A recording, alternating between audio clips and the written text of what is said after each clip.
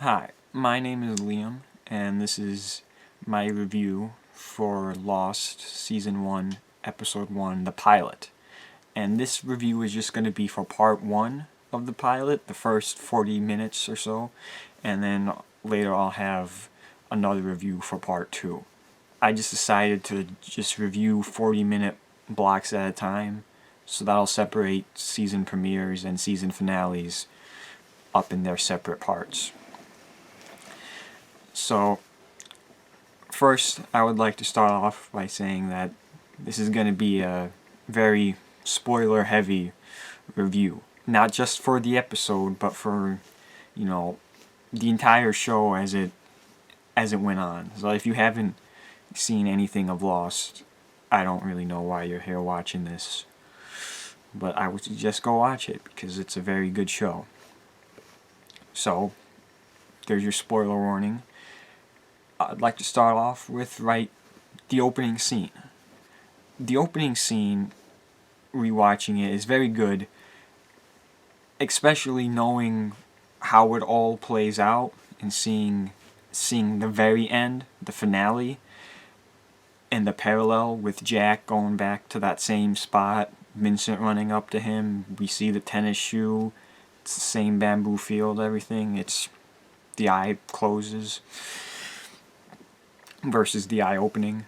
It's just, the parallels there are very nice rewatching it for the first time. Rewatching it are very nice to see. And then going more into the opening, the actual, what I would refer to as the crash, which is them on the beach. I mean, it's not really the crash, because they've already crashed, but them on the beach, that's where the production value really comes in, I think. Because, this really shows, it really makes you believe that a plane crashed on this island. You got real pieces of plane, real fires, real explosions, real background extras running around screaming. And this was a very expensive pilot for them to make, and I think it shows just with this opening scene alone. They didn't hold back. They really went for it, and I think that's part of that is J.J. Abrams. I think he's a very good director, and it helped a lot having J.J. Abrams direct this pilot. As much as I like the show Lost, I think it went on for as long as it did, probably because of this pilot, because of such a good pilot that it was able to have its 6 seasons and end it the way that it did. Maybe not everybody liked the ending, but they were able to give their ending. They weren't canceled short of finishing off the story, which would have been a very big disappointment in my opinion. Some of the things I liked in the episode, I liked seeing Jack and Claire interact very early on, because eventually we realized that they are, half brother and sister. I like how it's much of an ensemble. I like introducing all these characters, giving little glimpses of them, little glimpses of Sun and Jin, little glimpses of Saeed, Hurley, Boone, Shannon, Michael, Walt, but really focusing on Jack, Charlie, and Kate, which I think was a good decision, them focusing on those 3 mainly, because Jack and Kate are clearly our hero characters, and then we have Charlie. Charlie is the character that we're supposed to is the character that we're gonna like the most. He's the character we're gonna enjoy watching, the character we're gonna want to see more. And I think Dominic Monaghan does a great job doing that in this episode, and of course the rest of the show. Some other things I wanted to mention.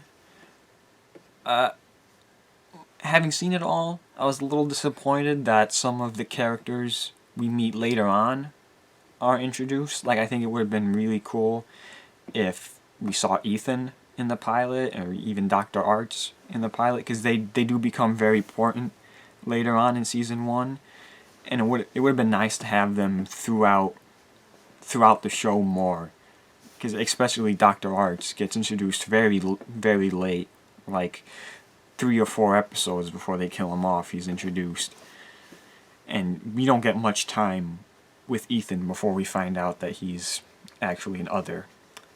I think if Ethan was a character we got to know more, I feel like his reveal as being an other would have had much more impact. Something else I noticed, there wasn't a lot of Sawyer in this part, which I guess makes up for it, because Sawyer is a character that we meet much more of in part 2, when they go up the mountain to find the French transmission or whatever. Not a lot of Locke either, which I'm fine with, because Locke gets a lot more focus later on, and he gets his, very early on he gets his episode Walkabout, which is a very good episode. And I think this kind of builds a little questions about Locke. You're not sure about Locke at this point. That weird things where he's got the orange slices in his mouth. That's odd. I liked the monster appearing in this. I feel like that was a very nice touch. I feel like the monster is what made this show so interesting very early on, because everything's relatively fine. Like, they've crashed on an island, so it's clearly not okay, but at this point it's a normal island, and then their first night here, they start hearing roars and the trees start shaking, and you get the good line by Charlie, "Terrific," which I'm going to mention a couple other lines now that I really liked rewatching it. I liked when Jack says to Kate, "You're not running now," referring to her not running from stitching him up. And I feel like that's a nice line, because it plays into Kate's character a lot. Kate, a character who runs a lot. That's kind of her whole thing. And also, I think it early on establishes their relationship they have with each other. And another line that I like is also from Charlie. It's when it starts raining, and he goes like, "Is this normal? The day turning into night, end of the world type weather." That was good, because rain is a very prominent thing in the show, and whenever it starts raining in the show, something bad is about to happen. Something isn't good for these characters whenever it starts raining. And so that was nice that was kind of addressed very early on in the show. So, some aspects of this, they clearly understood what they were doing in some ways. Just a couple things. It's just interesting, Kate mentioning her friend Beth being a fan of Drive Shaft. We never see Beth. I wonder if maybe she was just, I don't know, but that's odd. I think it's neat that I like that they bring back Sydney in season 2. That's not something you would expect. I like that when we see Jack's flashback kind of to when he's on the plane sitting next to Rose. I like that we don't meet Bernard at this point. I feel like they could have done that. But it's nice that we don't meet Bernard until season 2, because I feel like if you had seen Bernard in that scene, then you would have thought it's more likely that we see Bernard again.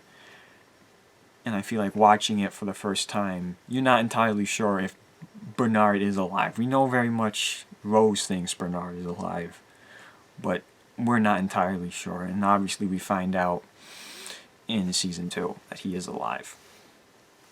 And something else. Watching it later, it's nice seeing that Greg Grunberg is in this. I mean, I know obviously now that he appears in a lot of J.J. Abrams stuff, and I've seen a lot of J.J. Abrams stuff, so I've grown accustomed to seeing Greg Grunberg. I like a lot of the stuff he does, a lot of the roles. So it's neat seeing him in this tiny little thing as the titular character, so to speak, of the pilot. I don't think we actually see Seth Norris again. He's not even identified as Seth Norris until the season 4 episode confirmed dead. Yeah, I don't think we see him again. I know we do hear him when they go to the Flash Sideways in season 6 LAX. But yeah, overall, I'm kind of disappointed that we didn't get to see Seth Norris again. But that really doesn't have anything to do with this episode. Yeah, so I think that's going to be about it for this review. This review is going to be kind of short, and all these reviews are going to be kind of short, I should say. Short reviews for the episodes, and then once I finish season 1, I'm going to do a much longer review about season 1 in its entirety. And so there'll be that. And that's about it. I'll see you later.